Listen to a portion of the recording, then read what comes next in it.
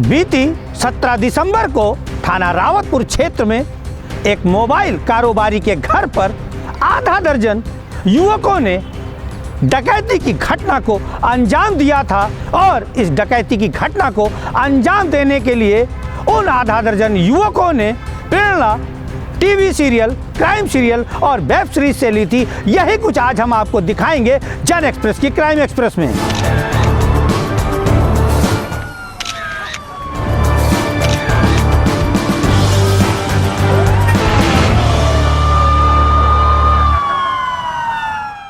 बीती 17 दिसंबर को थाना रावतपुर क्षेत्र स्थित केशवपुरम में रहने वाले मोबाइल कारोबारी कमलेश शर्मा के घर डकैती की घटना को कुछ अज्ञात युवकों द्वारा अंजाम दे डाला गया था और उनके बच्चों को किडनैप करके इस घटना को अंजाम दिया था। और इस दौरान इन डकैती की घटना करने वाले शातिर बदमाशों ने महिला को घायल तक कर दिया था।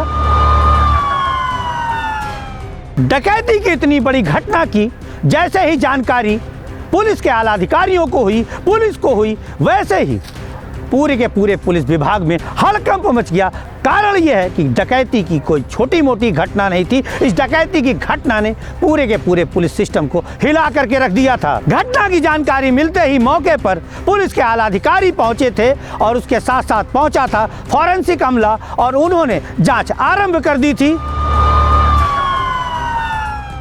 इस संबंध में पीड़ित कमलेश शर्मा की तहरीर के आधार पर अज्ञात डकैतों के खिलाफ मुकदमा दर्ज किया गया था। आपके सामने स्क्रीन पर हम आपको प्रथम सूचना रिपोर्ट दिखा रहे हैं। उसमें आईपीसी के सेक्शन 395 और 506 के अंतर्गत मुकदमा दर्ज किया गया है। और 395 डकैती की धारा होती है, 506 धमकाने की धारा होती है। अब हम आपको आगे के पन्ने में दिखाते हैं कि क्या कुछ आरोप लगाए हैं कमलेश शर्मा ने अपनी तहरीर में।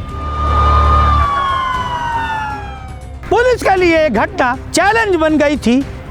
कहीं ना कहीं पुलिस की सक्रियता की पोल भी खोल रही थी ये घटना और पुलिस के ऊपर बहुत ज़्यादा प्रेशर था इस घटना का सफल अनावरण करने के लिए। इस घटना के खुलासे के लिए एसओजी की टीम, क्राइम ब्रांच के साथ साथ थाना रावतपुर की टीम भी लगाई गई थी और बड़ी ही मेहनत से तीनों की तीनों टीमें जुटी हुई थी लुटेरे डकैतों को ढूंढने के लिए। पुलिस को सीसीटीवी के जरिए एक अहम सुराग मिला और उसी अहम सुराग के माध्यम से पुलिस की जांच आगे बढ़ी और जब उन्होंने आरोपियों को गिरफ्तार किया और आरोपियों के नाम सामने आए तो लोगों के पैरों तले जमीन खिसक गई। इस घटना को अंजाम देने वाला, इस घटना की रेकी करने वाला, इस घटना की प्लानिंग करने वाला और कोई नहीं था, कमलेश शर्मा के घर में आने वाली उनकी एक पड़ोसन का भतीजा निकला।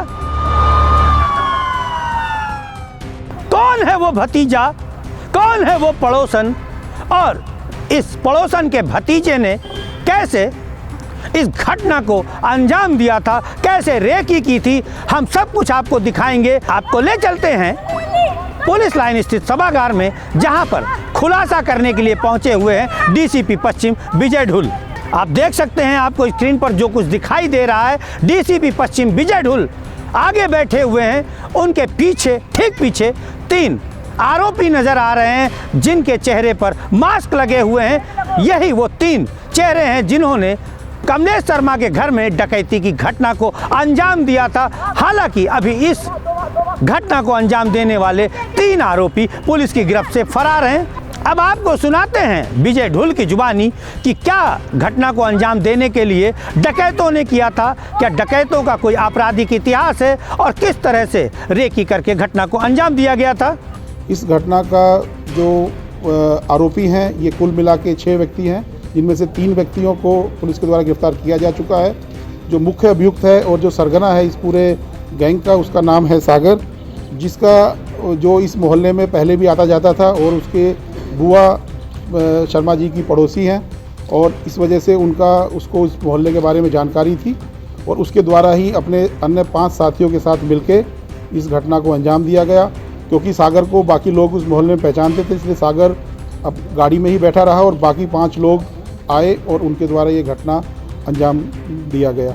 उसके द्वारा जो एक चापड़ का प्रयोग किया गया परिवार को डराने के लिए और उससे मिशिर शर्मा को चोट भी पहुंची है, उसकी भी पुलिस के द्वारा रिकवरी की गई है। जिस गाड़ी से ये लोग आए थे वो भी पुलिस के द्वारा रिकवर किया गया है और इनके पास से काफ़ी सारे धातु का सामान जो कि उनके घर से चुराया गया, लूटा गया था और जिसको उनके घर वालों ने पहचाना भी है, वो भी पुलिस के द्वारा रिकवर किया गया है। इनके अन्य 3 साथी अभी फरार हैं, जिनकी पहचान हो गई है और इस वक्त भी हमारी टीम उनको गिरफ्तारी के लिए प्रयास कर रही है। डीसीपी पश्चिम ने जो कुछ भी आपको बताया है, उसके अलावा भी हम आपको बता दें कि मोबाइल कारोबारी कमलेश शर्मा के घर में डकैती की योजना उनकी पड़ोसन के भतीजे सागर नाम के युवक ने बनाई थी। सागर घटना के वक्त उस घर के अंदर नहीं गया था। सागर बाहर खड़ी वैगनआर कार में इंतजार कर रहा था घटना को अंजाम देने वालों का। और हम आपको बता दें कि इस घटना को अंजाम देने के लिए जितने भी आरोपी हैं, उन्होंने सबके आपस में एक दूसरे के नाम लेने से मना कर दिया था। यह सब आपस में घटना करते वक्त कोड में बातें कर रहे थे। हर एक दूसरे को इन्होंने नंबर दे रखा था और नंबर से ही उन्हें पुकार रहे थे। पुलिस की माने तो यह जो डकैती की घटना को अंजाम दिया गया है और ये युवक, आधा दर्जन युवक जो कोड में बातें कर रहे थे, उन्होंने ये योजना क्राइम सीरियल्स देख करके, क्राइम की वेब सीरीज देख करके बनाई थी। और उनका कहना है कि उनका कोई आपराधिक इतिहास नहीं है। हालांकि अभी पुलिस इन सभी का आपराधिक इतिहास खंगाल रही है। टुनटुन, सागर और यश को पुलिस ने गिरफ्तार किया है। हम आपको बता दें कि सागर इस घटना का मास्टरमाइंड है। फिलहाल अभी कुछ अभियुक्त फरार चल रहे हैं, जिन्हें गिरफ्तार करने की बात उच्च अधिकारियों ने कही है। 2 दर्जन से अधिक पुलिस अधिकारी इस गुड वर्क में शामिल हैं। आपके सामने स्क्रीन पर है।